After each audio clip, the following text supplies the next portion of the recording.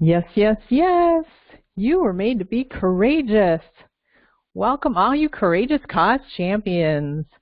I'm Lainey Frydrych, and this is the Couch to 5A podcast. Today is episode 6. Today I wanted to talk about the difference between championing versus defending.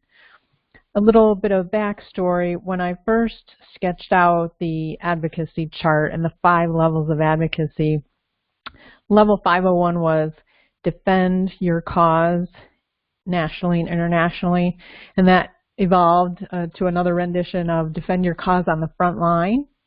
And over the months that I was looking through this material and talking to people about these levels, it made me realize that defending was not the posture, was not the feeling, was not the stance that I wanted to be teaching people. And on the front line makes it feel even more confrontational.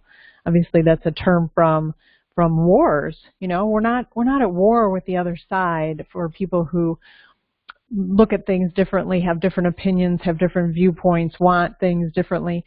Even if it's people who are trying to keep people down and take power, I don't want you to think of being in battle with them.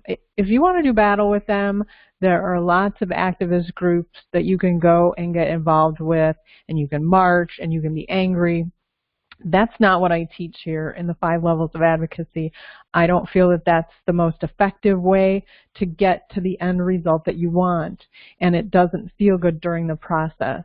It's taxing on your immune system when your body is in that fight mode all the time, which just weakens you. So again, if you want to be in fight mode, if you want to defend your cause on the front line, go for it. Go for it with other groups, with other people. But if you want to learn how to be effective, if you want to learn how to be a champion and get stuff done, yep, I was going to say that other word, get stuff done, be effective at getting the world to be the way that we want it to be, with fairness and equality and peacefulness and opportunities for people to flourish and for our environment to flourish, and for the animals on this planet to flourish, you're in the right place. Those of you who are listening and aren't looking at the video, you can see 2 pictures. The championing example are 2 little kids pointing at a computer screen, and one of them's got his arms raised up like a yay, and they're looking happy. That's what the champion looks like at the end. We are victorious. We got it done. We achieved what we wanted to achieve. And then I have another picture for defending, and it's a cartoon image of 2 women who are characters who are in full knight gear in the armor, and they've got swords in front of them, and they're clothed and firm and stiff and ready to do battle. That's the difference in the feeling when you're defending something and you're championing something. And I want to show you an example that hopefully will help this become clear to you from something that happened to me this weekend. Let me go back again to this chart. This was the initial chart that had defend your cause, and then I changed it to champion your cause to the public, because that's really what I want to be teaching people how to do. Champion your cause to the public. I want you to be the voice for it, the voice of facts and reason. Ditch the drama. Ditch the drama. Not that it isn't an emotional process. It is an emotional process, but ditch the name calling. It's not effective. Okay, so this was me on Saturday. I had dressed up for a Halloween party as a canvasser, because I've been canvassing for a ballot proposal. This is ballot proposal 2 here in Michigan to help end gerrymandering. And I went to this party because the hosts are my neighbors, and I have biked with them. I was a cyclist for a few years, and I know a lot of the people that were going to be at the party, and I know that we are, for the most part, politically aligned. So it seemed like a no-brainer that I would go, and that would be a place where I could be nurturing myself with like-minded people. And I went, and was talking about obviously because I had the shirt on and everything, it generated conversations. It was a conversation starter about the ballot proposal. And something shocking happened to me. One of the guests who I know really well was talking to me about it, and again, we are politically aligned. And I was mentioning that the opposition to Proposal 2 has been starting to run a lot of ads about the proposal, and they've been out and out lying. They've just been blatantly lying about the facts of the proposal and how the proposal is structured. And he was grilling me. He was like, well, what are they saying? And I said, well, I don't remember exactly. He's like, no, I want to know. What are they saying? And I felt like he was coming at me. Like, I felt like I had to get defensive here because I felt like I was under the attack. Like, he wanted information, and if I'm a canvasser, I'm supposed to know everything that there's to know about everything related to Proposal 2, which is not the case and not realistic.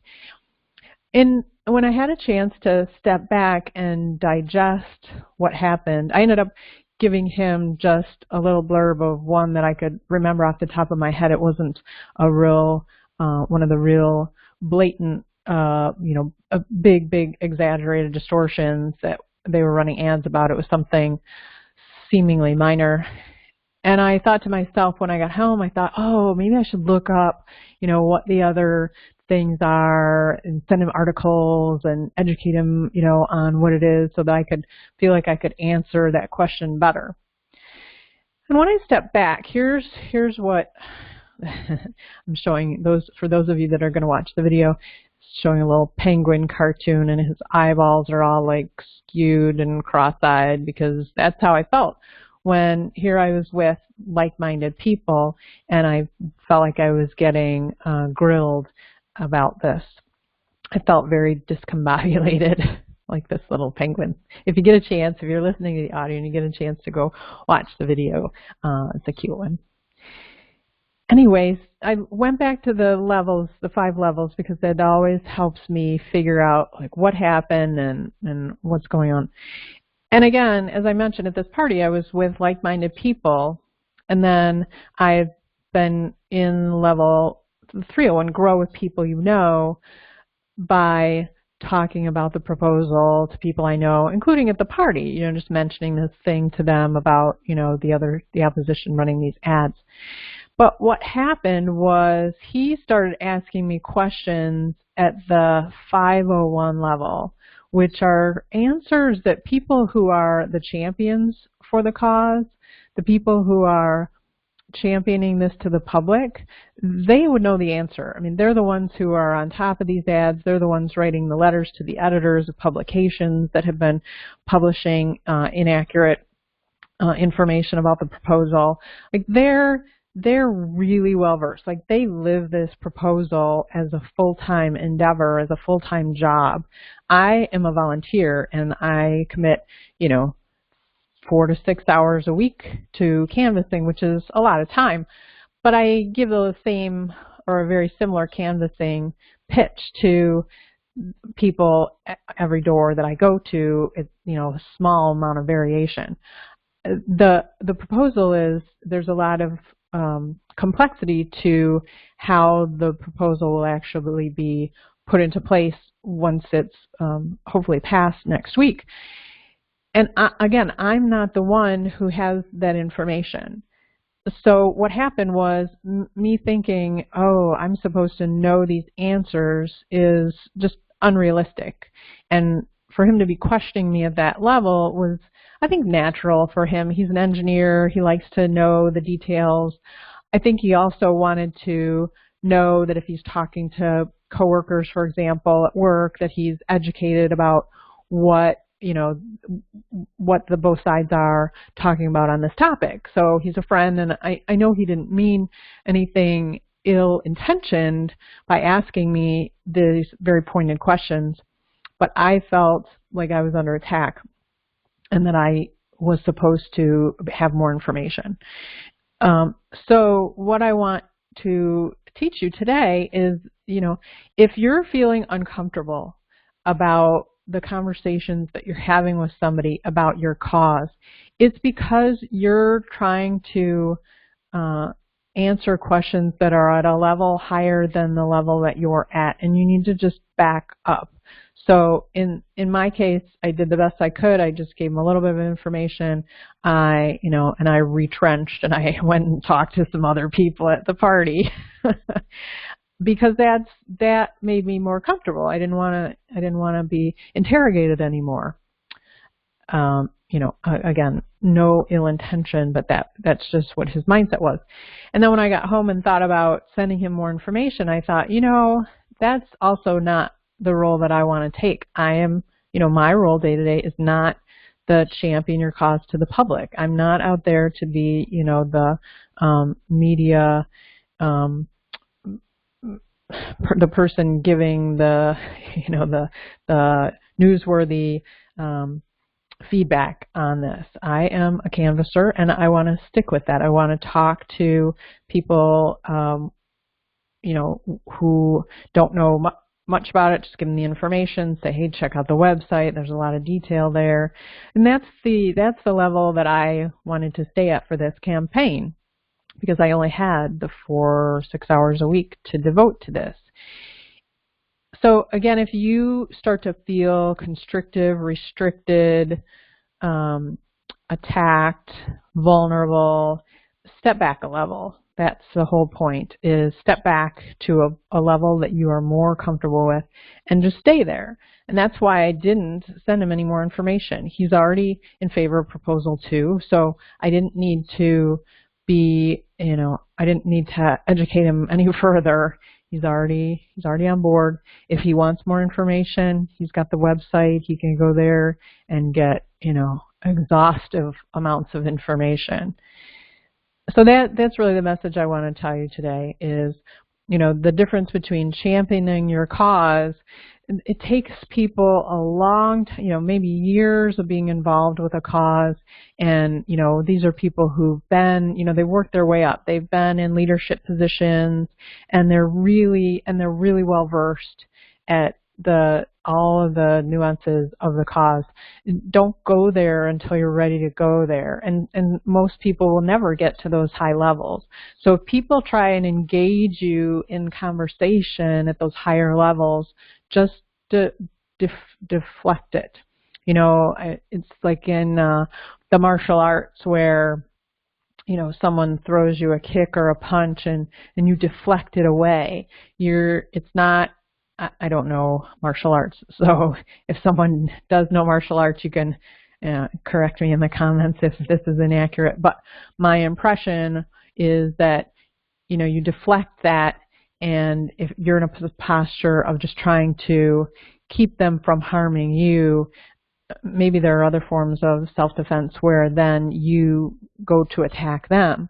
Again, that's not what I'm teaching. I'm teaching the deflection, deflect, defer, back off, excuse yourself, say, oh, you know what, I need to go to the bathroom, I need to get a drink, whatever. Just get yourself out of the fray. When this becomes a battleground, here's something to think about. When this becomes a battleground and you're starting to defend on a front line, move out, get away from the battle, because that's not where your strength is. That's not where I don't see the courage in that. I see recklessness in that, because you're trying to advocate for something without the resources that you need, and that's not smart. So just step back, work in your comfort level, your comfort zone with the amount of information that you have, and deflect or defer people to somewhere else, some other source, that they can get the answers that they want at the level that they are asking those questions. So I hope this was very helpful to you. I hope it helped you understand a little bit better the difference between being a champion for a cause versus defending something on the front line. So we want to champion our cause to the public, and the way that we do that is we let other people answer questions at those higher levels who are, full-time engaged in this. and we just stick with the level that we're at today. So I hope that was helpful. Namaste.